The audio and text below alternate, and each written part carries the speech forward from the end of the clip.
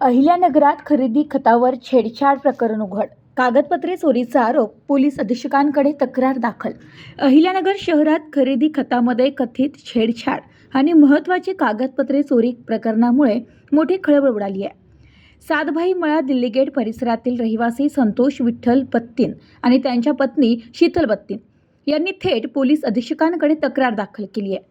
तक्रारीनुसार दिनांक 27 जून 2017 रोजी केडगाव येथील अथर्व क्लासिक अपार्टमेंटमधील फ्लॅट क्रमांक 301 खरेदी खताद्वारे त्यांनी विकत घेतला होता. त्यावेळी असलेले मूळ साक्षीदार वेगळे असताना नंतर खरेदी खतामध्ये साक्षीदारांची नावे बदलल्याचा गंभीर आरोप करण्यात आलाय. बत्तीन दाम्पत्याचा आरोप आहे की घरातील कपाटाची डुप्लिकेट चावी करून अज्ञात व्यक्तींनी खरेदी खत व इतर महत्त्वाची कागदपत्रे चोरून नेली. त्यानंतर मूळ खरेदी खतामध्ये छेडछाड करून नवीन साक्षीदारांची नावे टाकण्यात आली. यामध्ये काही व्यक्तींनी दुय्यम निबंधक कार्यालयातील अधिकाऱ्यांशी संगनमत केल्याचा संशयही यावेळी व्यक्त करण्यात आलाय.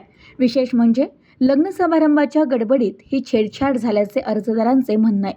दिनांक 19 जून 2025 रोजी त्यांनी दुय्यम निबंधक कार्यालयातून खरेदी खताची नक्कल काढली असता हा प्रकार उघडकीस आलाय. यामुळे कुटुंबावर मानसिक ताण आला असून संतोष बत्तीन यांनी नोकरीही सोडल्याचा दावा केलाय. तसेच घरातील लाईट बिल व इतर कागदपत्रे चोरीला गेल्याचे आणि संबंधितांकडे डुप्लिकेट चावी असल्याचा आरोपही करण्यात आलाय. भविष्यात बनावट कागदपत्रांच्या आधारे दबाव आणण्याचा किंवा डुप्लिकेट खरेदी व्यवहार करण्याचा कट असल्याची भीती तक्रारदारांनी व्यक्त केली आहे. या गंभीर आरोपामुळे शहरातील राजकीय वर्तुळात चर्चा रंगली आहे. मालमत्ता व्यवहारात छेडछाड, सरकारी कार्यालयातील संभाव्य संगनमत आणि सामान्य नागरिकांच्या सुरक्षतेचा प्रश्न पुन्हा ऐरणीवर आलाय.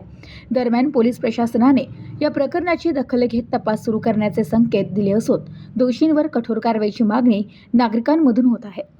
Bureau report, news today 24, Ahilyanagar.